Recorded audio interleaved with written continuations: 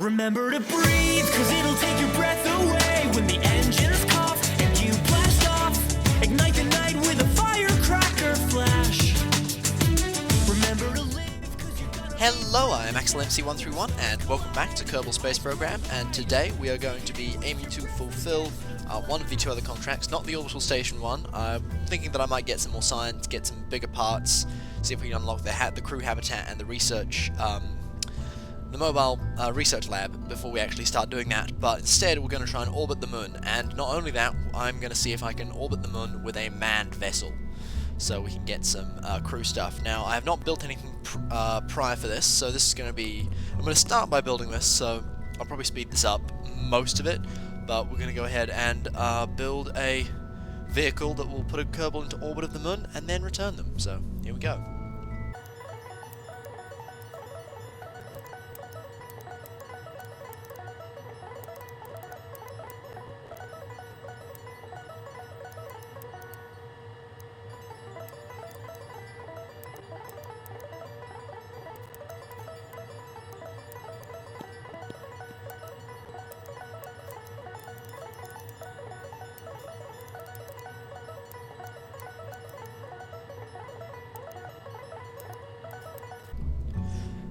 Okay, so this is the spacecraft that I've come up with, and I'm doing this Apollo style simply because I've not done a crewed, orbit mission to, the moon before. Or, well, I have, but not in a long time. And, I'm thinking that what I've basically got is this is the orbiter here, which has a small fuel reserve, and I'm also using one of my multi-tanks, one of my modded parts, which has monopropellant in it, now that we've got reaction control thrusters. And then I've got a docking port on the front and a docking port here, and this other, standalone fuel tank, which we're just going to have as a reserve, which we can then dump once it runs out of fuel, and then we carry on the rest of that. And hopefully that will be enough fuel, but the theory is that if it's not, we're not going to have to do one of those annoying rescue missions where we send up an entirely new crew vessel to go and rescue a Kerbal. We just send up a fuel tank with a docking port. So, theoretically, if we get into trouble, it's going to be much easier to fix the problem. We're just going to have a Kerbal in orbit for slightly longer than they would have liked. But that's fine, we don't have any life support mods installed. So, now we have to build a pretty big a launch vehicle, and a pretty big one. This thing weighs 5 tons, but I'm more worried about its stability, so I'm actually thinking that I might just put some struts on. See if I can attach these up to here. Oh yeah. Oh, and I also want to name this. This is going to the moon. Our first manned mission to the moon, so we're going to call this Discovery 1. There we go. I put lots of solar panels on this and all the science that we need inside here. So we should be good. Okay, time to build a big old launch vehicle.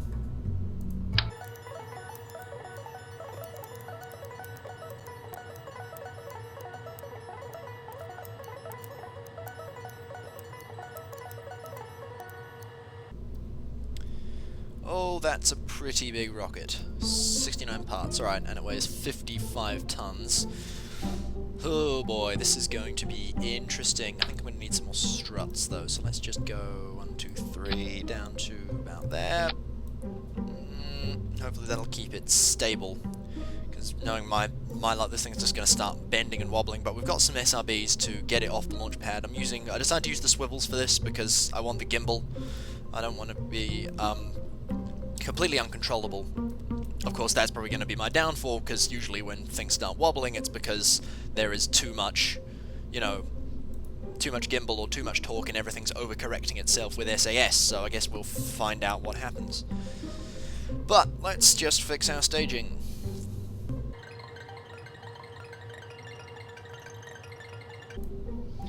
Alright, I think that is okay. We are going to have a bit of a problem if this stage here, the second stage, cannot get us at least into space, because when that runs out, we have to detach the orbiter stage, flip it over, and then grab the fuel tank. So that's going to be interesting, but we'll see how this goes. I know it's not very aerodynamic at the top there. We could probably fix that by just putting Am I really going to bother doing this? Yeah! because that's totally going to help. I'm not going to put any more struts on that. I think this should be good, but we'll do a simulation just to see how stable it is. Because this is almost guaranteed to not work. Let me just find a place where I want that. I want this to decouple about the same time as we ditch that. There we go.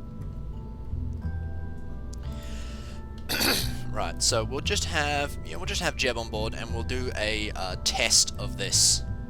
So we'll do a simulation just to see how it performs, because I've got no idea.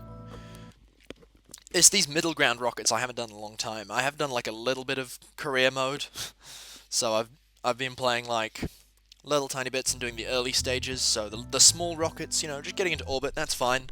And then the really big rockets with like 2.5 and then 3.75 meter parts. Yeah, I've done a bit. I've done bits of those. I haven't done like the midline rockets in a while, but we're going to see how this turns out. So I'm actually going to turn on the fuel pumps on the launch stability enhancers, which I haven't done yet. So we're just going to activate generator on all of these, and this means that they will just be pumping fuel in, which means that I should be able to fire that first stage, and we're not using any fuel. Awesome. This is just for stability, because I think that something that does happen is that when you fire up stages, they start wobbling. So, I'll get ready to launch in 3, 2, 1. Okay, it's looking pretty good. I'm just going to bring up the aerodynamic forces overlay. It's getting a little bit of visible wobble, but what I'm looking at is down here on the bottom left is the roll, pitch, and yaw deviation markers. Basically saying this is, if the SAS starts trying to correct, you'll see them start wiggling from side to side. Usually yaw and pitch more than roll, so I'm keeping my eyes on those. But I'm going to see how far this will get us.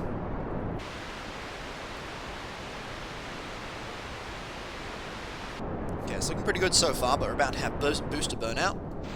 There we go. Just throttle up a bit to counter for that. There we go. Whoa, okay. We crash into each other. Alright. I'm going to start pitching over very slightly. How stable is this? Oh, yeah. It's looking pretty good so far. Gently does it. I'll turn on fine controls, actually. There we go. It's actually looking quite stable. Alright, let's let it rise a bit more and see what happens. I've just throttled up to like just below maximum because I'm just getting over 1 G of acceleration, which is what I want for maximum efficiency here. Okay, let's keep pitching over some. I don't want to pitch over too hard because the atmosphere is still quite thick down here, and 1.05 changed a lot of stuff. Speaking of updates, the 1.1 pre-release is out. I have not got it yet. I'm not using it. I don't know if... I just saw on, like... I've seen a few people doing, like, videos on it, and I saw on the forums there was a thing that said, like, oh, 1.1 pre-release is out. I don't know if that means it's out for the public, or just for people who have, like, a special key, because I'm sure I heard on one of the YouTube videos that a person had been given, like, a special key for the 1.1 pre-release, and I was like, oh, okay, is it, like, special edition kind of pre-release thing?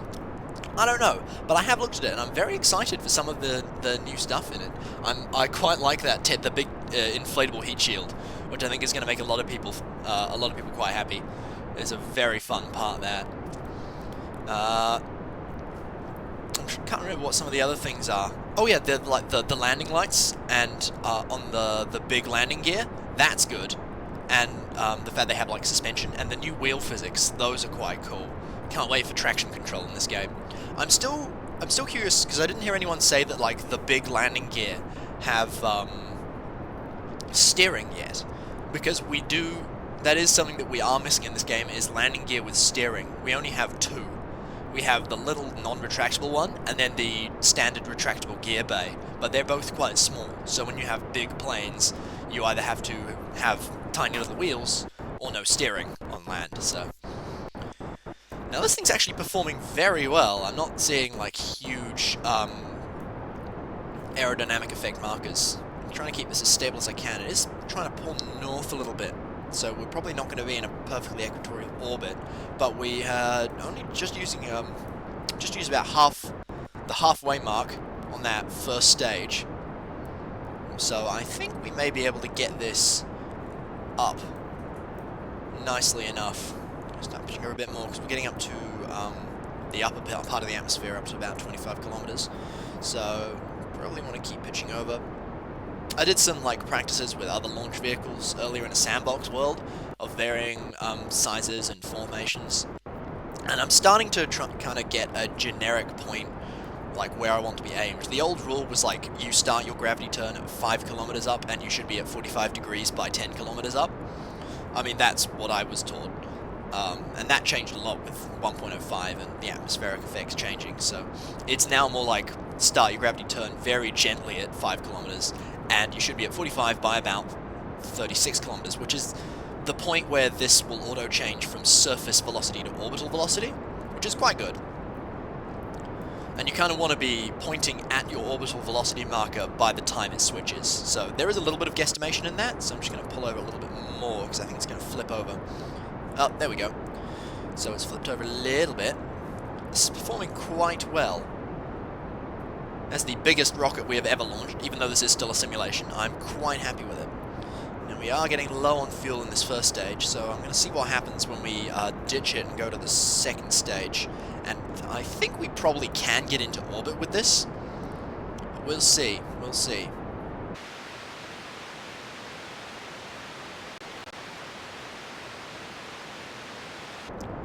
Okay, here comes first stage burnout. Any second now. Here we go. Okay, first stage burnout. And let me just rotate it. Actually, we'll rotate it back a little bit. Wow. Okay, kill the engine. Yeah, made the mistake of leaving the engine on for a moment there. Oh, wow, that exploded quite gloriously. Because I want to rotate down a little bit so that I don't crash into the aerodynamic nose cone up there. And we're going to go pretty much horizontal and then throttle back up. Okay, second stage is go. And look, there are the stars. Oh, and there goes the nose cone. Okay, let's turn the aerodynamic effects off. We don't need them anymore. And check our orbit. Oh, wow. I didn't realize that we were that high. I probably should check this earlier. That's pretty damn good, though. Okay, I'm going to turn it. Fine controls off. Alright, so how are we doing at the moment? We are now in space, which is pretty good. So I'm going to see if I can circularize the orbit with this stage. So I'll just time warp up. We'll just fudge this one. It's fine. We're going to need a bit of burn for this. So here we go. Throttle up. Okay, I'm burning. I'm getting, yeah, about 2 Gs of acceleration, which is pretty good. So we should be able to grab this. Whether we get into orbit with this, I don't know, but we've definitely got the thrust to do it. So, we'll see. We'll see.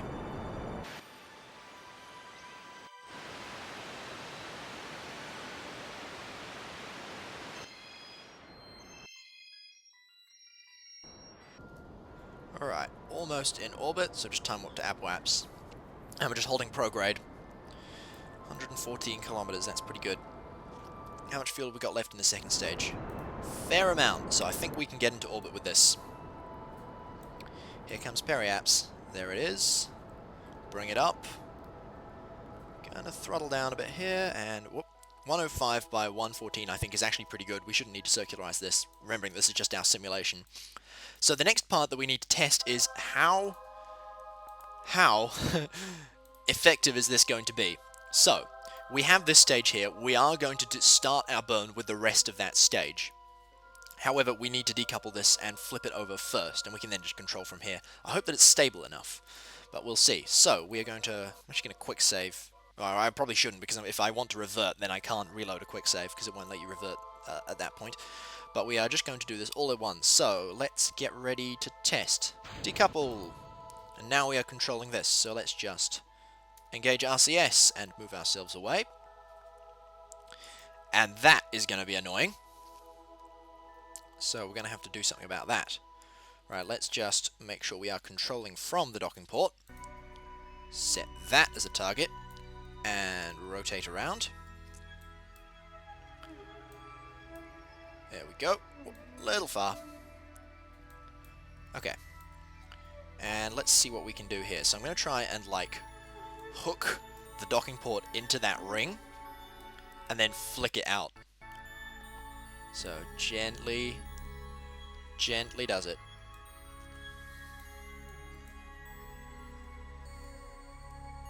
Okay.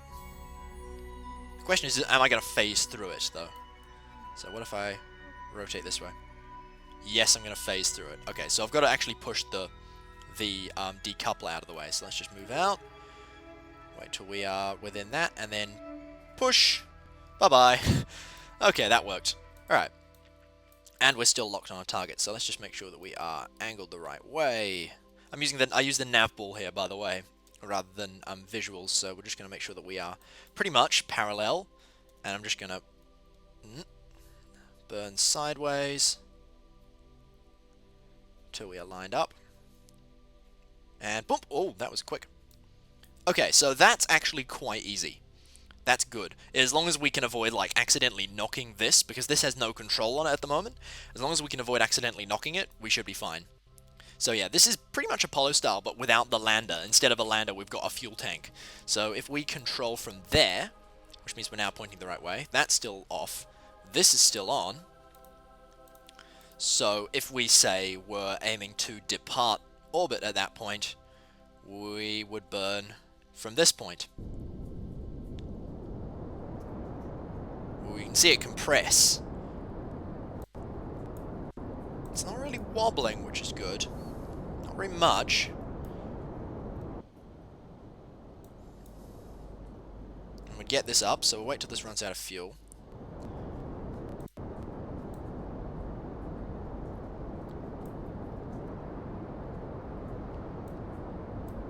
Gently does it.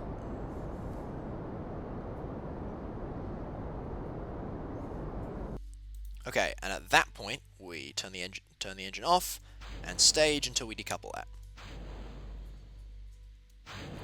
There we go. Then we flip ourselves back around.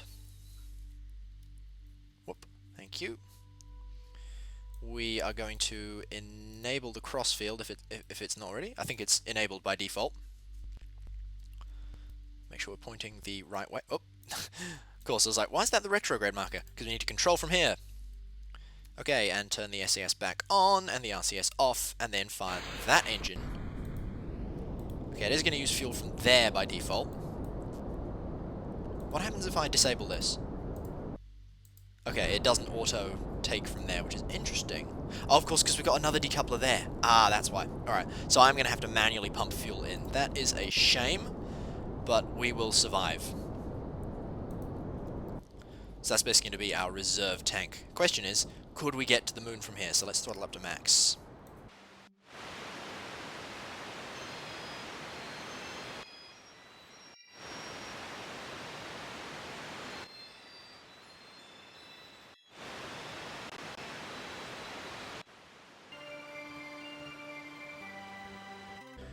Well, it seems the answer to that is yes. We would be able to get to the moon. Now, the fact that we don't actually get the fuel automatically flowing into the tank is kind of annoying, but I think we can survive just by pumping this. Now, the question is, will we actually run out of fuel just in that departure burn? We'll see once it fully transfers. The transfer is quite slow, but there you go. No, we still have a decent amount of fuel in that tank, so we would carry that through and then probably perform the deorbit burn with the rest of that. Deorbit burn, excuse me, orbital capture.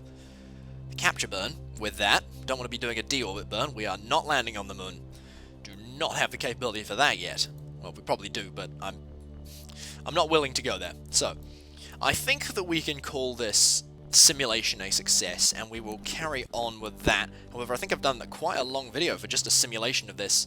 And of course I am just fudging this, so that's why I didn't wait for the moon to come around, and we didn't bother with a specific orbital parameter, we weren't circular, I didn't burn at periaps, any of that.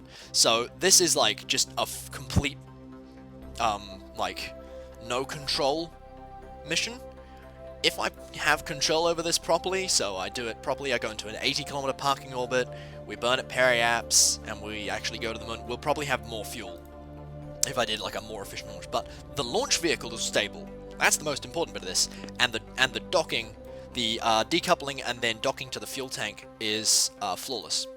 So I think I can call this a successful simulation, and we are going to revert back to the vehicle assembly building. And yeah, I think I will save the actual mission for next episode. This is probably going to end up being quite short.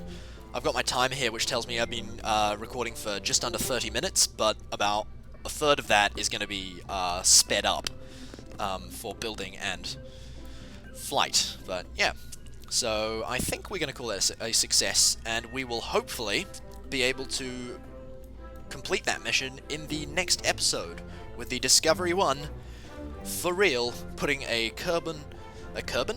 Wow, I cannot speak today. A Kerbal in orbit of the moon. But yeah, we'll do that next time. So until then, guys, thank you very much for watching. I've been AxelMC131, and I'll see you next time.